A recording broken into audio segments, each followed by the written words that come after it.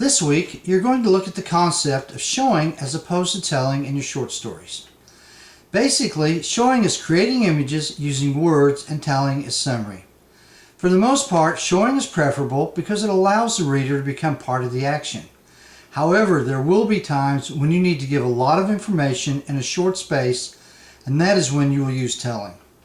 A short story can be nothing but showing and be very effective, but if a story is all telling, very few people will read it, and none of them will feel the better for having read it.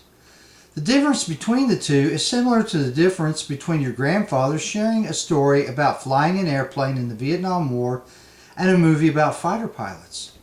Your grandfather is going to summarize and give few details. The story will be short, to the point, and he'll explain things such as terminology that you may be unfamiliar with. This is an example of telling.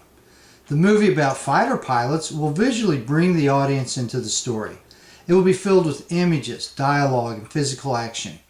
In a movie, we experience the story as it transpires. This is showing.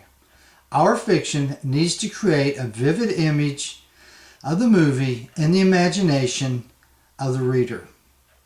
In The Art of Fiction, John Gardner states, "A scene will not be vivid if the writer gives too few details to stir and guide the reader's imagination."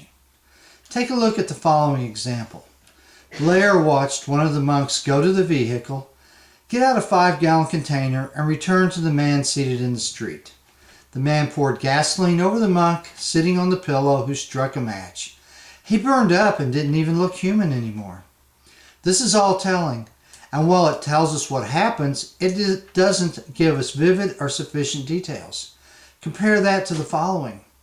Blair turned his attention to one of the monks as he went to the vehicle, opened the trunk, and returned carrying an opaque 5-gallon container to the man seated in the street. Blair whispered under his breath, "What on earth?" as he witnessed the man pouring an orange liquid over the monk sitting on the pillow. The journalist heard the photographer say, "Gasoline," but before his mind had time to process the word, the venerable one, in a movement that went almost unnoticed, with one hand gently sliding across the other, struck a match. He erupted into flames. The gasoline burned with a crackling sound rushing up his torso and engulfing his body in an orange flame. For a moment his head was totally consumed by fire. Then a breeze whipped the flames, exposing the burnt, tortured features of what was slowly ceasing to be a man's face. In the first part, we are told what Blair sees. However, in the second example, we get a detailed description of the monk's immolation. We often hear the adage, "show, don't tell," and that is good advice, but there is a point where showing can be too much. I once wrote a short story about a divorce, and in it the courtroom was supposed to look similar to the church the couple had married in. The comparison covered a full single-space page and was carefully detailed down to comparisons of smells and the feels of the benches. Upon completion of the story, I gave it to my wife to read, and she commented that the descriptions were so detailed that she forgot what the story was about. In other words, I had overdone the details of the setting to the point they had become a distraction to the storyline.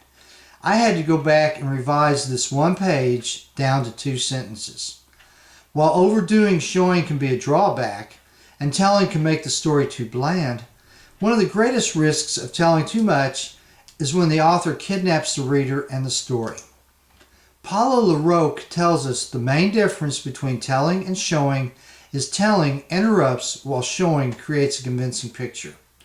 We don't want the authorial voice to be present in the story at all. The writing needs to be about the story and not an expose of the writer's opinion. An example of this type of telling is, although Blair was a reporter and knew what he was supposed to do, he didn't write anything. He let the scene unfolding in front of him distract him from doing his job. He just stood there holding his pad in one hand and the pen in the other. He allowed the pungent black smoke pouring off the pyre in the middle of the intersection to interfere with doing what he was paid to do. The following example of showing relates the same scene, but allows the reader to interpret why Blair reacts as he does. Blair's mind instructed his hands to write. His right hand held the pencil poised on the pad resting in his left. Yet no movement came from his paralyzed fingers. His heart raced. Blood sank from his face to his knees, then rushed upwards, filling his head with a throbbing ache. Every breath was filled with the smell of incense, intermingled with the pungent black smoke pouring off the pyre in the middle of the intersection. As you write, consider the importance of showing and telling. Make an informed judgment on when to show and when to tell. Basically, using vivid details, showing draws the reader into the story, whereas telling does not involve the reader and may lead to a thorough interpretation. We want to tell when there is a lot of material that can just be summarized, or too many details might overwhelm the story. We want to show pretty much all the rest of the time. However, we need to use showing judiciously. Describing what a character is wearing or going into great details about insignificant aspects of the story can be as detrimental to the tale as too much telling can. The bottom line is we always need to ask ourselves, how is this going to affect the story, and is it serving the purpose of getting the main character to the resolution of the conflict? Keep writing and remember to have fun.